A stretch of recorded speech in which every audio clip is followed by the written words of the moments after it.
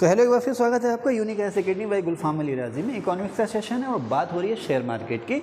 और share market की बात करते करते हम लोग आ गए सेबी पर। सेबी आता ना, जैसे भाई आप सुनते हो ना कि भाई जो दूर संचार कारोबार है उसको कौन संभालता है या उसको कौन रेगुलेट करता है, तो कौन है? ट्राई, है ना। और बीमा के लिए कौन है? एडा। तो उसी तरह से शेयर मार्केट का जो रेगुलेटर है या शेयर मार्केट को रेगुलेट करने वाली हमारे देश में जो सबसे बड़ी अथॉरिटी है वो है SEBI, security and exchange board of India, SEBI. ठीक है ना। अब बात आएगी सेबी के full form securities and exchange board of India, भारतीय प्रतिभूति एवं विनिमय बोर्ड। विनिमय का मतलब लेन देन, विनिमय माने एक्सचेंज यानी कि लेन देन, और प्रतिभूति का मतलब शेयर, यानी कि शेयरों के लेन देन को जो अथॉरिटी कंट्रोल करती है उसका नाम है सेबी। ठीक है बेटे, समझ गए? ओके। अब आपसे पूछेगा कि इसका हेडक्वार्टर कहाँ पे है? बम्बई में है। इसका हेडक्वार्टर कहाँ? बम्बई में है। ठीक है। इसके रीजनल ऑफिस भी हैं 3, कलकत्ता, दिल्ली और चेन्नई में। ये कब बनी? 1988 में। कैसे बनी? पार्लियामेंट ने स्पेशली इसके लिए एक्ट पास किया था, संसदीय एक्ट से 1988 में ये बनी और 1992 में इसे कानूनी दर्जा मिला या वैधानिक दर्जा मिला। 1988 में बनी और 1992 में इसे कानूनी दर्जा मिला और पार्लियामेंट के एक्ट से ही बनी थी। पार्लियामेंट के एक्ट से बनी तो पार्लियामेंट के एक्ट में ही सारी इसके बारे में जानकारी है कि इसकी अथॉरिटीज़ क्या हैं, इसके विशेषाधिकार क्या हैं, इसके काम क्या हैं। ठीक है। अब इसमें कोई भी चेंज अगर करना होगा तो पार्लियामेंट ही चेंज करेगी। ठीक है। अगर विधानसभा ने कोई कानून बनाया है तो उसमें कोई भी परिवर्तन होगा विधानसभा ही करेगी, सरकार नहीं करेगी। ठीक है ना। अगर सरकार करेगी तो आप कोर्ट में चले जाओ कि साहब देखो बिना विधानसभा की सहमति के इन्होंने ये मामला लागू कर दिया। जैसे अब उत्तराखंड में आरक्षण का मामला हुआ था ना, तो बिना विधानसभा के प्रस्ताव पास करे ही सरकार ने जीओ जारी कर दिया था, तो लोग चले गए। तो सरकार ने कहा चलो कोई बात नहीं, अब हम विधानसभा से नए सिरे से कानून पास करा लेते हैं। खैर अल्टीमेटली होता वही है जो सरकार करती है। ठीक है। तो अच्छा, अब फिर बताओ इसका प्रमोटर कौन है? देखो जैसे मैंने ये बताया था ना, IDBI किसका प्रमोटर है? किसका? नेशनल स्टॉक एक्सचेंज का। यानी कि नेशनल स्टॉक एक्सचेंज को किसने बनाया? IDBI ने। उसी तरह से एक सवाल आता है कि सेबी का प्रमोटर कौन है? IDBI, ICCI, ICICI और IFCI। बैंकें हैं, ये बैंकिंग संस्थाएं हैं। ठीक है ना। ओके। तो सेबी के प्रमोटर हैं IDBI, ICICI और IFCI। अब सेबी का काम क्या है? जितने भी कारोबारी हैं, यानी कि कारोबारी कौन भाई? कोई सब्जी का कारोबारी, कोई आलू का कारोबारी, और जिससे ज़्यादा शेयर का भी कारोबारी, शेयर को खरीदना और शेयर को बेचना। तो जितने भी शेयर कारोबारी हैं उनका रजिस्ट्रेशन करना, जो भी कंपनियां शेयर मार्केट में आना चाह रही हैं उनका रजिस्ट्रेशन करना। कोई भी कंपनी शेयर मार्केट में क्यों आएगी? उसे पैसा जुटाना है, शेयर मार्केट से उसे पैसा जुटाना है, प्रोसेस है। अगर कोई कंपनी है उसने लोन लेना है तो वो लोन सरकार से भी ले सकती है, लेकिन लोन देने की सरकार की एक सीमा है। शेयर मार्केट में आ गए तो यहाँ पर लोगों के पास सबसे ज़्यादा पैसा तो लोगों के पास है ना। शेयर मार्केट में आ गए, आपने एक प्रोसेस अपना वहाँ रजिस्ट्रेशन किया। शेयर मार्केट में आने का मतलब है आपने भी आकर के अपनी दुकान खोल ली। कोई कंपनी शेयर मार्केट में आ गई, उसने भी अपनी दुकान खोल ली, ना कहा भाई लो हमारा हिस्सा खरीदना चाह रहे हो खरीदो, हम अपना इतना हिस्सा बेच रहे हैं, जिसने खरीदना खरीद लो। तो इसे कहते हैं शेयर मार्केट में लिस्टिंग होना या शेयर मार्केट में सूचीबद्ध होना या शेयर मार्केट में आना। तो इसके लिए परमिशन देगी सेबी। किसी कंपनी आना है या नहीं आना है, अब सेबी की इसके लिए कुछ शर्तें होती हैं कि भाई आप इतने पुराने हो, आपका इतना कारोबार हो, आपका इतना प्रॉफिट हो, वगैरह वगैरह। वो शर्तें आप पूरी करोगे तो सेबी जो आपको परमिशन देगी क्या? शेयर मार्केट में आकर के कारोबार कर लो। ठीक है। अच्छा, ध्यान से सुन रही हो है? ओके, किधर गए? अब जो निवेशक है उनको ट्रेनिंग देना।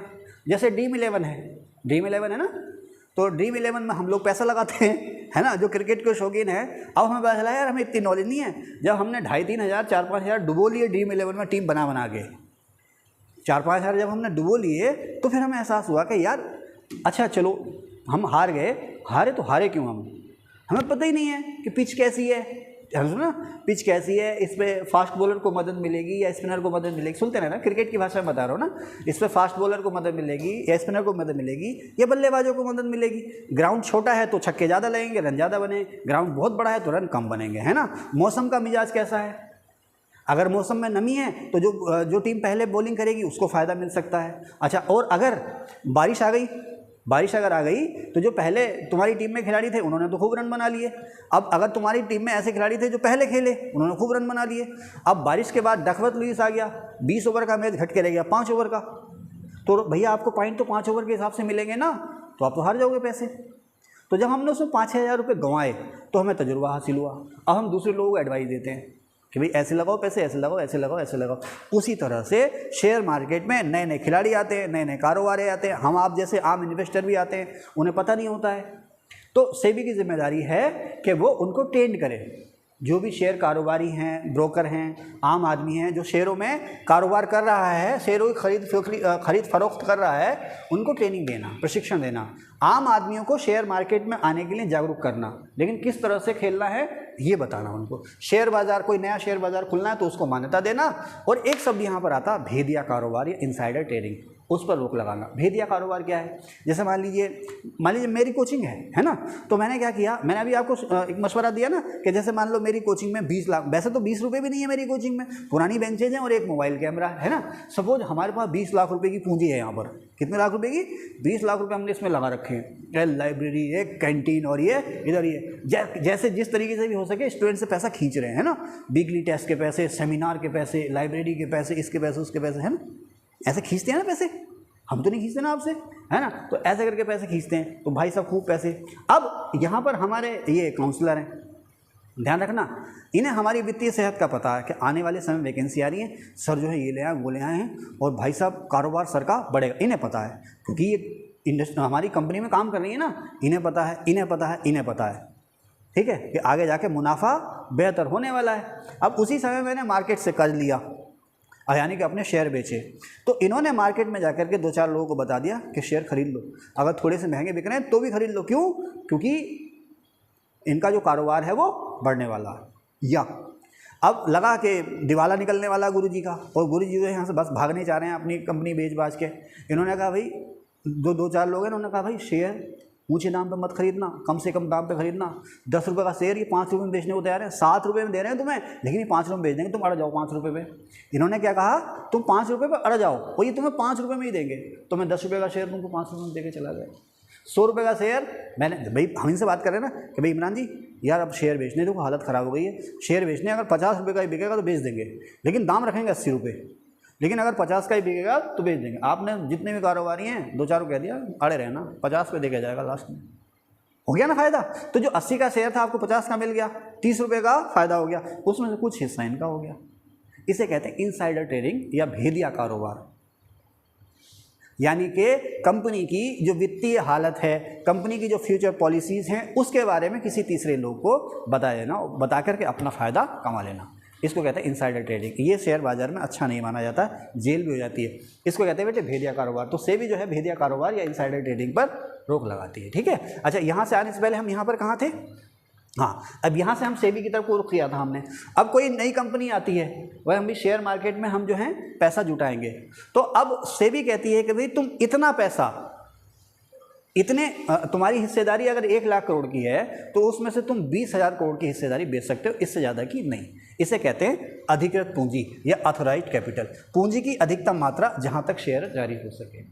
कोई कंपनी 1000 करोड़ की है ना, तो अब उसने कहा भाई हम अपना जो है कि IPO लेकर के आ रहे हैं। IPO माने पहली बार शेयर मार्केट में हम उतर रहे हैं। तो सेबी ने एक सीमा तय कर दी कि ठीक है 1000 करोड़ आपकी जो पूंजी है, तो आप जो है 300 करोड़ से ज़्यादा के शेयर नहीं बेचोगे, 400 से ज़्यादा शेयर करोड़ या 500 या 600 या 700 करोड़ से ज़्यादा के शेयर आप नहीं बेचोगे।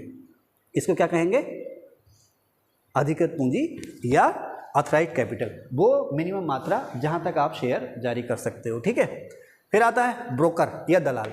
दलाल समझ गए ना, जो शेयर मार्केट में शेयरों की दलाली करता है, इधर का माल उधर करता है, उसे हम कहते हैं ब्रोकर। लेकिन कौन? जो रिटेल में शेयर बेचता है। जैसे मान लो मेरे पास बहुत सारी कंपनियों के शेयर हैं, तो मैं थोक में बेच रहा हूँ, समझ रहे हो ना, थोक की दुकान और फुटकर की दुकान। मार्केट में आप चले जाओ, ज़्यादातर जो दुकानें आपकी क्या हैं, फुटकर। आप मोबाइल खरीदने जाते हो ना, मोबाइल कभी सोचा होगा आपने, कहा वो वाला मोबाइल, फला मोबाइल चाहिए, तो जो आपको मोबाइल बेचने वाला है लोकल मार्केट में फ़ोन लगाता, हाँ फला भाई यार ये वाला मोबाइल ऐसे ऐसे मिल जाएगा, हाँ मिल जाएगा। तो फटाक से अपनी स्कूटी उठाता है और आपसे कहता है बस 5 मिनट में आओ, और अपने चेलों कहता है कोल्ड ड्रिंक पिला, चाय पिला, क्योंकि तेल तो तिलों में से ही निकलेगा। वो कोल्ड ड्रिंक जो चाय आपको जो मिल रही है वो आप ही पैसे अल्टीमेटली आप ही देके जाओगे उसके। अच्छा, आज नहीं खरीदा उससे कुछ तो कल आओगे, परसों आओगे, हंस के विदा कर देगा आपको। भाई मोबाइल की तो क्या है, मोबाइल हाथ में गिरा धड़ाम, उसकी जो है वैल्यू ख़त्म होनी शुरू हो गई ना। तो कोई ऐसा है जिसने मोबाइल 4-5 साल चला लिया हो? हमारे बड़े भाई साहब ने चलाया 6 साल मोबाइल, लेकिन वो उसको बंद करके रखते हैं ड्रॉयर में, है ना। ड्रायर में बंद करके रखते हैं। हम आप जो इस्तेमाल कर रहे हैं वो 1 साल 1.5 साल बाद मोबाइल अपना बेकार हो जाता है। तो अब मोबाइल आपने खरीद लिया तो तमाम तरह के उसके एसेसरीज हैं वो भी खरीदने जाएंगे, तो वो हंस के विदा कर देता, कोई बात नहीं अगली बार आओगे फिर काटूंगा, है ना। तो अब उसने जिसको फ़ोन किया है तो वो है थोक का, उसके पास तरह तरह के मोबाइल हैं, खूब सारे मोबाइल हैं, वो बेचता इनको और ये बेचते हैं आपको।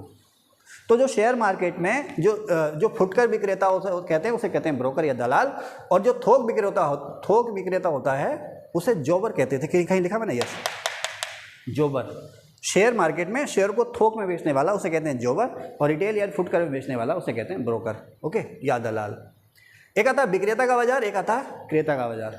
अब देखो मान लीजिए यहाँ पर मेरी कैपेसिटी 50 बच्चों को बिठाने की है ना, 50 बच्चों की जगह मैंने 55 बिठा लिए। अब हालत ऐसी है कि मैं इतना तगड़ा ब्रांड बन चुका हूँ कि भीड़ लगी पड़ी है, लाइन लगी पड़ी है, हमें पढ़ा दो, मैं नखरे दिखा रहा हूँ, मैं वकीलों की तरह नखरे दिखा रहा हूँ। जैसे कोई वकील 2-3 केस जीत जाए ना, अब उसके नखरे, कोई वकील साहब सुन रहे हो तो सुन लें, 2-3 केस जीत जाए उसके फिर नखरे, वो आपको 1 मिनट बात करने के लिए आपसे 3 घंटे इंतजार कराएगा। कितने घंटे? 3 घंटे इंतजार कराएगा। 1 मिनट रुकना जरा।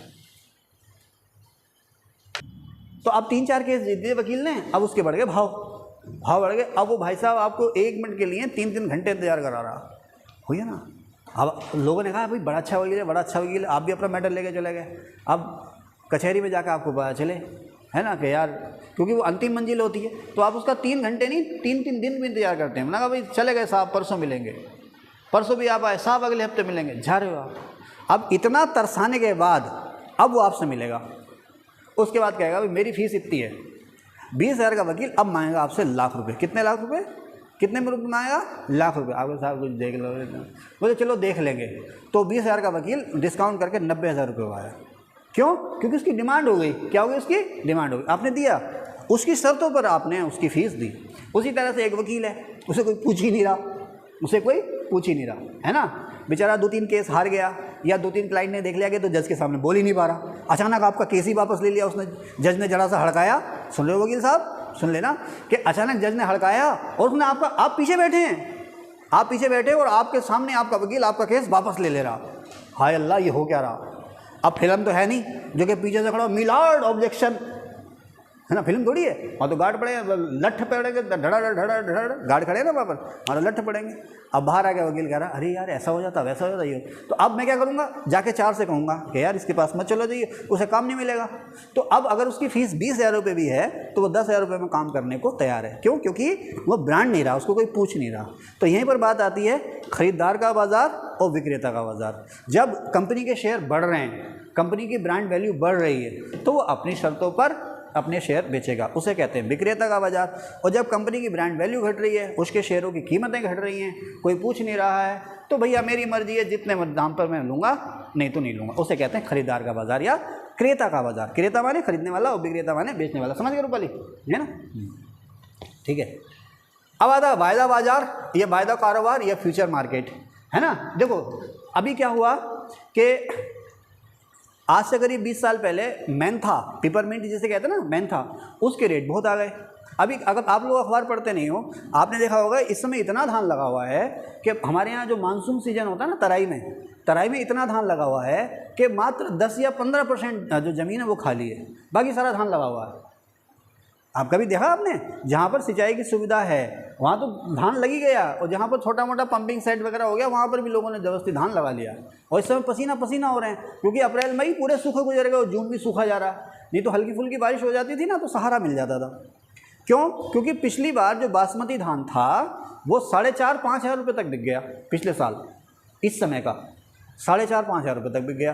क्यों? बाहर डिमांड थी, विदेशों में एक्सपोर्ट हो रहा था, डिमांड थी। अभी इस बीच क्या हुआ कि सरकार ने कुछ किस्म के धान के एक्सपोर्ट पर रोक लगा दी। दूसरा, विदेशों में भी दाम गिर गए, विदेशों में मांग नहीं है। तीसरा, भोजा धान लगा लिया, तो इस समय बिक रहा 1,500-2 हज़ार, कोई पूछ ही नहीं रहा उसको। समझ गए ना? तो ये बात कहाँ से, हाँ यस, ये बात यहाँ से आई। अब समझ, मैंने क्या है, मैं 100 एकड़, 100 एकड़ तो बहुत हो गई आजकल, 100 एकड़ किसके पास है ना, अब ना बेची 100 एकड़। मेरे पास 10 एकड़ ज़मीन है। हाँ, तो मेंथा का रेट बहुत है। मेंथा समझती हो ना? मेंथा समझती हो? मिंट, पिपरमिंट, है ना, ठंडा ठंडा कूल जानते हो ना? तो मेंथा का दाम खूब आया साहब, तो लोगों ने मेंथा की खेती खूब की। तो मेंथा के जो कारोबारी थे उन्हें भी बहुत उनकी पोबारें हो रही थी। मेंथा का कारोबार इतना था इमरान जी, जगह जगह मेंथा की रिफाइनरी, जिन्हें कहते थे तेल की टंकियाँ, जगह जगह मेंथा की टंकियाँ, लोगों ने बैलगाड़ियाँ और पता नहीं कारोबार, खूब लोगों को रोजगार मिल रहा, और जिसे देखो मेंथा उगाया पड़ा, जिसे देखो मेंथा उगाया पड़ा। अब जो मेंथा कारोबारी थे उन्हें परेशानी यार किसान किसे बेच देगा, किसे बेच देगा, किसे बेच देगा।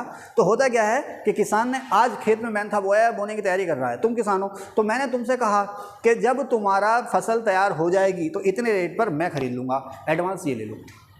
अब करार हो गया हमारा, अगर रेट ज़्यादा हो तो मैं ज़्यादा रेट नहीं दूंगा, लेकिन अगर रेट कम हो गया तो भी मैं आपको रेट कम नहीं दूंगा, वही रेट दूंगा जो मैंने आपसे तय किया था। मैंने धान उगाया, आपने मुझसे करार कर लिया, आप कोई कंपनी, आपने करार कर लिया कि आपका धान जो है मैं 3,000 रुपये क्विंटल खरीदूंगा, जितना भी होगा।